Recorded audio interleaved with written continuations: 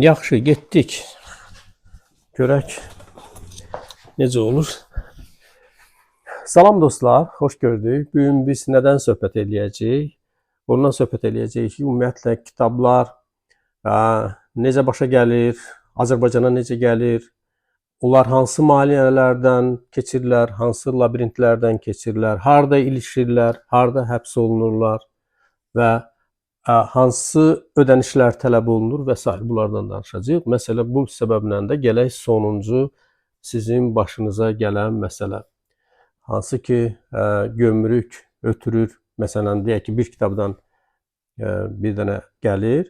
Əgər bu təşkilat adına gəlirsə, onu dərhal göndərir ekspertizaya və ekspertizadan da hər bir kitaba görə böyük məbləğdə vəsait götürülür və ora sertifikat verilir. Elə bir ki, diplom verilir bu kitaba ki, bu Azərbaycana xoş gəlib. Onun üçün nə qədər? 300 manat tələb olunur. Biz bundan danışaq. Görək son məsələ hansı ki, Əli və Ninonun başına gəlibdi. O nə idi? Onun detallarına varaq biraz, sonra davam edərik. Deməli, son 2-3 həftədir ki, Səhiyyə Nazirliyi mənim qanımı içir. Sistem necə işləyir? Azərbaycana ithal olunan istənilən bir məhsul, bu yalnız kitablara aid deyil, ümumiyyətlə bütün məhsullara, qida məhsulları, oyuncaqlar, paltar, hər şeyə artıq sertifikat tələb olunur. Əvvəllər o sertifikatın qiyməti 80, sonra 150 manat idisə, indi 300 manat ediblər. Yəni anormal bir rəqəmdir və təsəvvür edin ki, Əli və Nino kitab şəbəkəsi dünyanın 50-yə yaxın nəşriyyatı ilə əməkdaşlıq edir və hər nəşriyyat ən azı bir nəşriyyat üçün ən azı bir 20-30 sertifikat tələb olunur. Çünki orada həm ölkə üçün verilir, həm kod üçün. Məsəl üçün uşaq kitabları ayrı, nə bilim böyüklər kitabları ayrı, dəstək ayrı gedir falan. Belə də biz məsəl üçün ithal ediriksə, Bilim Voice-da bizdə ola bilər bir hardasa 10-15 kitabların müxtəlif növləri. Hər bir növə görə də. Bəli, hər bir növə görə. Hər bir ölkəyə, üstəlik hər bir növə görə. Yəni anormal bir şey yaranır, dəhşətli bir şeydir. Yəni bu o deməkdir ki, hardasa təqribən bir ən azı ilə 50-60 bin manat biz yalnız bu sertifikatlar üçün pul ödəməliyik. Yəni çox anormal, absurd bir tələbdir və bu yalnız deyirəm ki, kitablar əvvəl niyə bu məsələni qaldırmırdınız? Əvvəl biz necədir vəziyyət? Üstəlik hələ onu qeyd edim ki, üstəlik bu kitabları da bunlar müsadirə edirlər. Geri qaytarmırlar. Deyirlər ver belə də. Əvvəllər o qədər deyildi baha qiymət. Əvvəllər bir təhər heç olmasa onlarla necəsə razı salıb rüşvətdən söhbət getmir. Lap əvvəlki onların belə deyə heyəti rüşvət, korrupsiya nə eksisi var idi. Hətta orada keçən il may ayında böyük bir qalmaqal var idi. Prokurorluq olaraq qarşı cinayət işi açdı, nə bilim 2-3 rəisi aparıblar falan. Yox, indiki komanda rüşvət tələb etmir. Amma etdikləri axı çox böyük dəhşətdir. Yəni təsəvvür edin ki, 300 manat təzəlik bu. Hardasa ay yarım, 2 aydır ki, bax bu söhbət. Yəni anormal dərəcədə bu artıb və üstəlik hər kitaba görə, üstəlik hər dəfə özləri barmaqla seçirlər və ən bahalı kitabı, məsəl üçün keçən dəfə uşaq ensiklopediyası var idi, Rusiyadan ixal etmişik, qiyməti 50 manat. Ona yapışıblar ki, yox, onu verməlisən. Hərçənd ki, orada Rusiya istehsalı başqa bir daha ucuz da kitab var idi. Yox, mütləq ən bahalısını və geri də qaytarmadılar. Ki biz bunu üstünə ximikat tökürük, nə bilim, nə yeyirik, onlar artıq yararsız vəziyyətə düşür və onları geri qaytarmır. Ən absurd məsələ mənə elə gəlir ki, orada ondan ibarətdir ki, əgər bir kitabdırsa, o bir kitabı da götürürlər və ona sertifikat verirlər. Sertifikatı verirlər sənə. Amma kitabın özünü yox. Və sonda bu kitabın həm də ki, o şey maraqlıdır. Mən onda oxucuya sertifikat verəcəm kitab əvəzinə. O şey maraqlıdır ki, bu sifariş axı sizə satış üçün gətirilmir. Məsələn, indiki kitablar konkret olaraq sifarişlə gəlir də, bir adama sifarişlə gəlir. Yəni o kütləvi satışa çıxmır. Yəni bəlkə də deyək ki, biz xaricdən kitab gətiririk də, özümüz hardan hansısa Çindən kitab çap eləyirik, gətiririk bura və s. Bunlar üçün hardasa sertifikat tələb oluna bilər. O mənada ki, çoxdur da tiraj. Məsələn, 1000 ədəd, 500 ədəd. Məsəl üçün 5000 ədəd çap eləmisinizsə, bir dənəsini versəniz sizin üçün böyük problem deyil. Həm də kitabın belə deyə də orta qiyməti olacaq nə bilim, adam 5 manat, 6 manat. Bizdə nəyə görə belə böyük qalmaqal oldu? Çünki onlar götürdüyü kitablar çox bahalı idi. Yəni 3 kitab onun alış qiyməti, hətta satış qiyməti yox, 500 manat təsəvvür edin. Yəni bu bir dərslikdir, özəl məktəb üçün gətirmişik. Onların xahişi ilə Cambridge University Press, yəni çox bahalı kitablar, çox bahalı nəşriyyatdan, çox keyfiyyətli kitablardır. Mən öldürən odur ki, o boyda İngiltərəni bunlar belə də qırağa qoyub, burada laboratoriyada oturub onlar nəsə tapacaqlar. Mən yeri gəlmişkən o sualı da verdim dünən mübarizə olanda. Dedim ki, baxın, siz bilirsiniz Şabat bəy, Azərbaycanda nömrə 1 hansı ölkədən daha çox kitablar ithal olunur? Yəqin ki, qonşulardan, İrandan gələr. İran. Mən ilk dəfə bu statistikanı biləndə dəhşətə gəldim. O nədir ki, İran belə güclü ədəbiyyat buraxır. Sonra təbii ki, başa düşdüm ki, söhbət pirat kitablardan gedir. İran ümumiyyətlə dünyada, hətta Çini artıq çoxdan ötüb, nömrə 1 piratçıdır. Bütün Orta Asiya ölkələrinə hər şey, hər yerə dağıdır, çap edir. Onlardan ümumiyyətlə heç bir beynəlxalq qanun işləmir və istənilən bir kitabı, nə bilim, Paulo Coelho'dan ingiliscə, Harry Potter'a qədər ingilis dilində basırlar, piratlıq və bütün bax o regiona satırlar. Əfqanistan, Pakistan, Hindistan. Gəlmişkən bizim bazarımızda doludur onlarla da. Yəni hər gün ölkə konteynerlərinə bax bu pirat dərslikləri, pirat o həmin o Cambridge IELTS kitabları, nə bilim nə falan, bunlar hamısı təbii pirat kitablarıdır. Onlara siz necə ilişmirsiniz? Onlara necə axı siz laboratoriya salmırsınız, orada o ximikatlar üstünə tökmürsünüz? Dünən mən həmin o ekspertiza laboratoriyanın rəisinə o sualı verdim. O dedi ki, o ümumiyyətlə bizdən keçmir. Yəni belə çıxır ki, gömrək ümumiyyətlə o necə ola bilər? Ölkə konteynerlardan pirat kitabları gəlir və onlar через gömrük keçmir. Təsəvvür edirsiniz necə absurd bir vəziyyətdir də.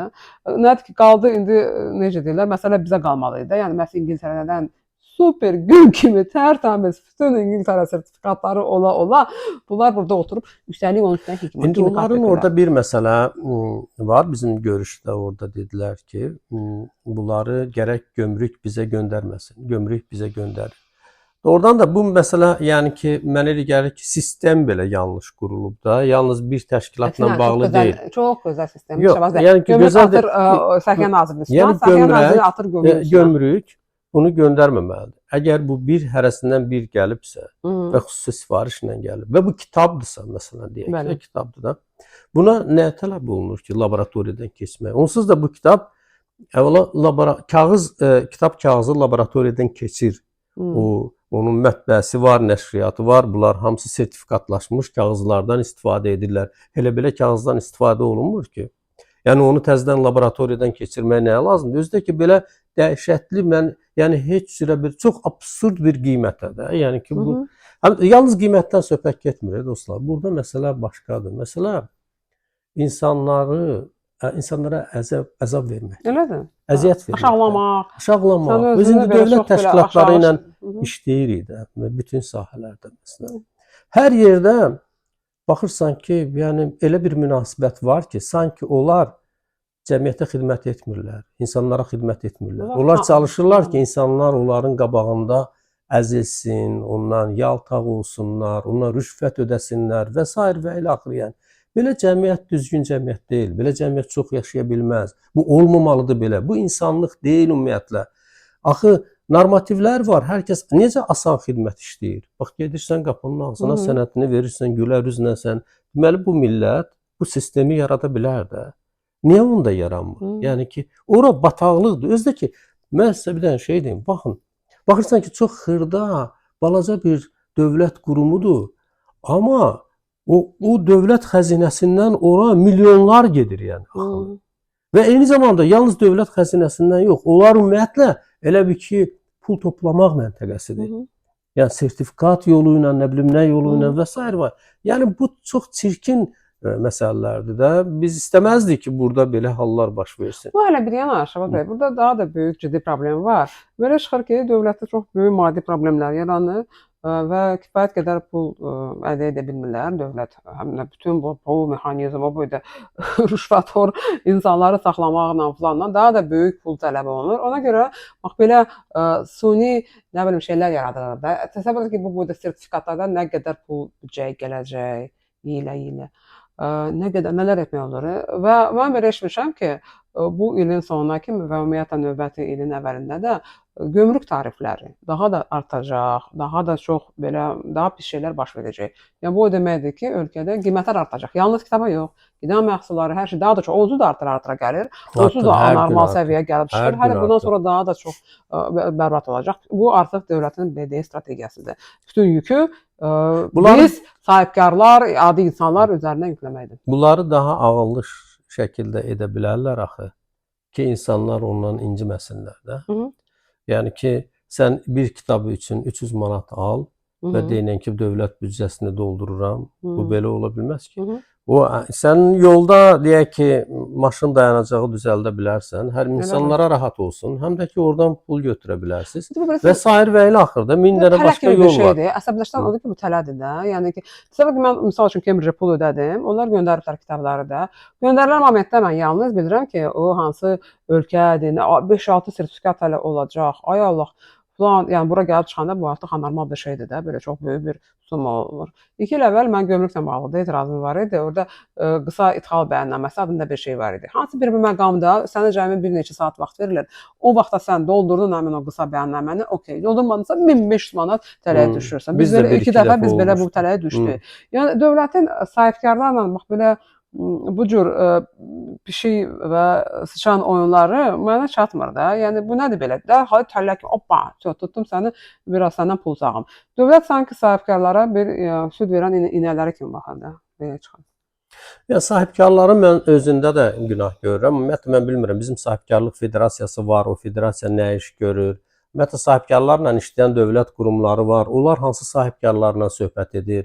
Mənə elə gəlir ki, bunların da əl altı sahibkarları var və onlar toplanırlar, söhbət edirlər, hər şey yaxşıdır. Dövlət ümumiyyətlə öz yanında ələ baxan təşkilatlar saxlayır bütün sahədə və harda imkan var, yəni tenderlərin onlar tərəfindən udulmasına şərait yaradır və s. İndi biz Azərbaycanda ən çox yaxşı olan özəl təşkilatlardan biri də. Mən hələ heç zaman görməmişəm ki, məsələn deyək ki, Təhsil Nazirliyində keçirilən dərsliklərin çap olunmasında biz hansısa bir tenderdə iştirak edək də. Mümkün deyil də. Hansısa kitabların və yaxud da elə Mədəniyyət Nazirliyinin də kitabların nəşri ilə bağlı çoxlu tenderləri olur da. Mən bir dəfə də görməmişəm ki, desinlər ki, gəlin bax bu kitabların nəşrində, çapında, nə bilim, yaradılmasında iştirak edin də. Çünki siz axı Azərbaycanda ən belə yaşlı, başlı bir nəşriyatsınız. Təəssüf ki, bunların heç biri yoxdur. Yəni yan təşkilatlar da sahibkarlardan təşkil olunur. Ona görə də Azərbaycanda ədalət bu şəkildədir, yəni faktikdə. Yəni burada ədalət axtarmaq, doğru düzlük axtarmaq, belə elə bir ki, o qaranlıqda qara pişik axtarmaq kimidir, yəni. Amma nə bilim, ölkədən getmək istəyirsiniz, Şəbət müəllim? Yox, mən ölkəmi çox sevirəm. İndi siz təsəvvür edin ki, Çalışaq biraz pozitiv danışaq. Bu qədər kitab nəşr edirik, ona görə yox ki, biz ölkədən gedək də. Bəs bunları kim nəşr etməlidir? Kim bu insanlara çatdırmalıdır? Ümumiyyətlə biz kimlər üçün bu kitabları eləyirik? Ona görə ki, Azərbaycan dəyişsin, Azərbaycan inkişaf eləsin və dəyişir və inkişaf da edir, yəni. Bu xırda nüanslar var ki, biz bunları görürük və bunlara da susmuruq. Susmadıqca da bu problemlər həll olur. Hələ mən görməmişəm ki, biz hər hansı bir məsələyə etiraz edək və o problem həll olunmasın. O həmişə həll olur. Mənim ətrafımda bir neçə nəfər var və həmişə çox pozitiv danışırlar da bizim indiki vəziyyətimizlə bağlı, gələcəklə bağlı və ən dəhşətlisi odur ki, mən həmin o adamlarla bağlı bilirəm ki, onların ikinci vətəndaşlığı var. Yəni belə çox qəribə bir vəziyyətdir də. Ən çox hani biz bütün günü falan söyürük falan və bunun içində yaşayırıq və öləcəyik. Amma belə pozitiv danışanlar hakikaten çoxdan özlərinə gözəl ölkənin, gözəl vətəndaşlığını eliblər, pasportları da var. Sadəcə baxırlar da belə indi. Bizim elə bir fikrimiz yoxdur. Biz burada yaşayırıq, bura çox sevirik və hətta arzulayırıq ki, biz mütləq həyat evimiz olacaq və o həyat evində yaşayacağıq. Yəni ki, başqa bir fikrimiz yoxdur. Əsas fikrimiz odur ki, həqiqətən də bax bu düzələn Azərbaycanda iştirak edək də. Nə qədər mümkünsə şəffaflıq olsun, doğruluq olsun, düzlük olsun və onda bizim də işimiz normal gedir. Xüsusən, axı biz kitabçılarıq da, yəni bu mənada biz daha çox görə bilirik və bizi daha az aldatmaq mümkündür. Bizi daha az tapdalamaq mümkündür. Və biz tapdalansaq ona mütləq etiraz edəcəyik. Yəni bu mənada istəyirəm ki, kitab oxuyanların sayı çoxalsın cəmiyyətdə. Kitab oxumaq daha mədəni bir mühitin formalaşmasına çalışmaq deməkdir. Hamımız birlikdə əl-ələ vermək. Yəni mən reaktiv yanaşmanın tərəfində deyiləm. Biz o həddə gəlməməliyik ki, bir partlayış olsun. Mən daha çox proaktiv yanaşmanın tərəfindəyəm. Yəni ki, məsuliyyəti öz üzərinə götürmək, bu problemin həllində sənin üzərinə nə düşürsə, məhz onu görməyə çalışmaq. Bizim üzərimizə bu işlər düşür və biz bunu görürük. Amma bəzən belə maneələr olur ki, biz ona artıq dözə bilmirik yəni. Bu reaktiv, proaktiv deyəsən təzə öyrənmişsən o anlayışları yox. Əvvəllər eşitməmişəm. Ümumiyyətlə, mən sizə deyim ki, sirri açım. Mən deməli, yüksək effektli insanların 7 vərdişi kitabı əslində elə bunun üzərində qurulubdur. Reaktiv və proaktiv. Yəni, o şəxslər ki, partlayışla məsələnin həllinə çalışır, onlar o qədər də çox şeyə nail ola bilmir. Amma o şəxslər ki, ardıcıl olaraq, durmadan, dayanmadan və məsuliyyəti öz üzərinə götürür, başqasını qınamır, şikayət etmir, əlindən nə gəlirsə onu edir, bacardığının ən yaxşısını edir, həyatının mərkəzində özünün yaxşı tərəfini və yaxşı əməlini göstərmək durur. Bax, onlar əslində proaktivdir. Bu, deməli, 7 vərdişdə var. Əvvəli başladınız, yəni ilk saniyədən Azərbaycan sayağı, bitirdiniz Amerikanski sayağı. Pozitiv olaq, davam edək. Yaşayaq. Yəni, davam edək. Yeri gəlmişkən dostlar, mən də sizə bilirəm ki, bizi sosial şəbəkələrdə izləyən adamlar bizi çox sevirlər və dəstəkləyirlər. Mən sizin dəstəyinizə görə bu məsələ, bu 3 kitab məsələsi. Nigar, amma son vaxtlar daha çox sevirlər. Sən sevgidə artıq məni üstələmirsən, yəni. Yox. Həqiqətən. Yox, mən sevinirəm, yəni. Ki, sən mübarizsən, mübarizə aparırsan. Bu çox vacibdir. Bir xanımın öz işi uğrunda mübarizə aparmasına mən şəxsən 250 dəstək verirəm və mən fəxr edirəm ki, sən bu işləri görürsən, geri çəkilmirsən və tərəddüd etmirsən. Əsas odur ki, elədiyin şeyin 100% düz olmağına əminsən, yəni. Bu çox vacibdir. Təbii, mən hiss edəndə ki, ədalət mənim tərəfimdədir. Yəni, mənim haqqım var. Yəni, mən boş yerdə belə oturub danışmıram ki, mən filan da. Yəni, bu məsələdə təbii ki, həqiqət mənim tərəfimdə idi. Çox absurd, anormal bir vəziyyət idi. Mən sona kimi gedirəm. Siz də çox sağ olun. Siz mənə dediniz, mən sizə gözəl söz deyim. Siz də çox sağ olun ki, dəstək verirsiniz həqiqətən. Yəni, çox təəssüf ki, Azərbaycan ailələrində kişilər tez vaxt deyirlər ki, yox, sən otur yerində, sən məni biabır eləmə. Sonra deyirlər ki, bu nə bilim nədir. Bir dəfə yadında polisdə olanda mənə dedilər ki, ümumiyyətlə biz xanımla danışmırıq. Yaxşı olar ki, siz gələsiniz, nə bilim nə. Mən dedim ki, yox, mən istəyirəm mənim xanımımla danışasınız. Niyə görə xanımla danışmıram? Mən istəyirəm o dövlət təşkilatlarına getsin və biz xırda-xırda nələrinsə dəyişməsinə nail ola bilərik, əmin olun. Bax, indi dünən sənin mübarizəni görən xanımlar da sabah öz haqları uğrunda mübarizə aparacaqlar. Mən çox istəyirəm ki, qoşulsunlar, xanımlar, bəylər, etiraz edin, dostlar. Və eyni zamanda bu Məsələn, Şabat bəy, müxtəlif bəhanələr edirlər, təəssüf olsun ki, Azərbaycanın sahibkarlar və ümumiyyətlə vətəndaşlar. Mən illər boyu bunu eşitmişəm də, sən qadınsan, ona görə sənə hörmət edirlər. Əsla belə şey olmayıb. Bir qəpik belə, qəpik şərti mənada güzəştə getmirlər. Yəni, ümumiyyətlə heç nə eləmək istəmirlər qadın, kişi olmağına. O var üçün nə vacibdir, pul gəlsin də. Və yaxud da deyirlər, sən kitabçısan, balaca kitab mağazan var, ona görə sənə itiraflı bir şey yoxdur. Çox şey var, dostlar. İtiraflı məndə də, sizdə də, hər kəsdə də çox şey var. Sadəcə qorxmuram da mən də, deyirəm də, danışıram da və salam da. Yəni, susmalıyam axı. Yəni, oturub. Əlbəttə. Hərənin öz boyuna, öz çəkisinə uyğun itirdiyi nələrsə var.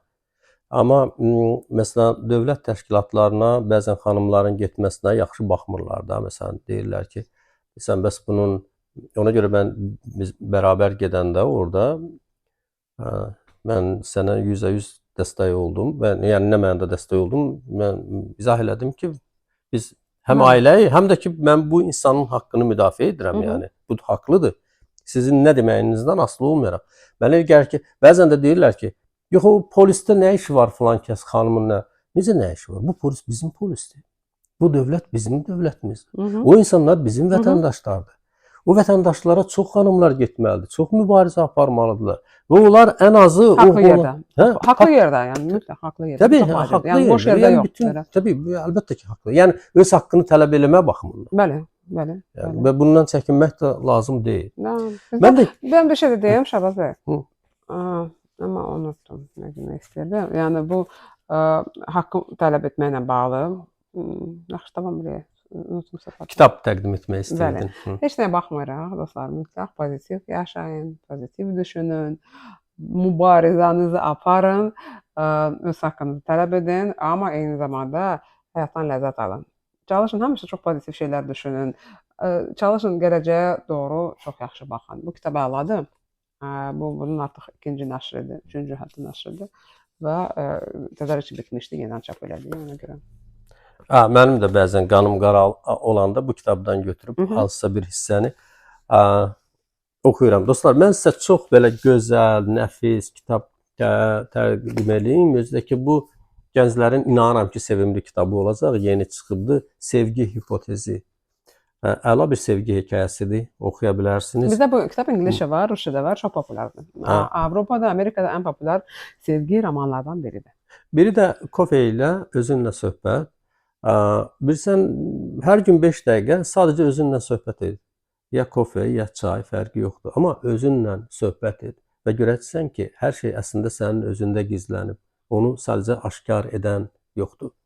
Və Bill Gates bu kitabı, hamı deyirdi ki, əslində bu son pandemiya, virusu falan, bunu bəzi adamlar bunu gətiriblər, nə bilim nə xüsusən buraxılmış və deyirlər ki, Bill Gates bunu əvvəlcədən bilirdi, nə bilim nə. Və Bill Gates çox maraqlı bir kitab yazdı. Növbəti pandemiyalardan, növbəti viruslardan biz insanlar bəşəriyyəti necə qoruya bilərik? Və bu çox gözəl bir başlıqla, hissə ilə mən yenicə oxumağa başladım bunu. Başlayır ki, bu virus ümumiyyətlə son virus necə yayılmağa? Deyir, biz heç birimiz gözləmirdik ki, bu sürətlə dünyanı tutacaq. Yəni bu yeganə qorxduğu o hər zaman Bill Gates deyir ki, mənim yeganə qorxduğum şey o da pandemiyadır. Hansı ki, o bu yolxuculuq və birdən dünyanı tutub alov kimi yandıra bilər. Bax belə. Xoş mütaliələr arzu edirəm sizə. Bitirək də. Məncə də, bəli. Çox sağ olun. Suallarınız varsa yazın. Bizim söhbətimizi bəyənirsinizsə mütləq bəyənin və bizim kanalı bəyənin və paylaşın. Qoy digərləri də baxsınlar. Uğur olsun sizə.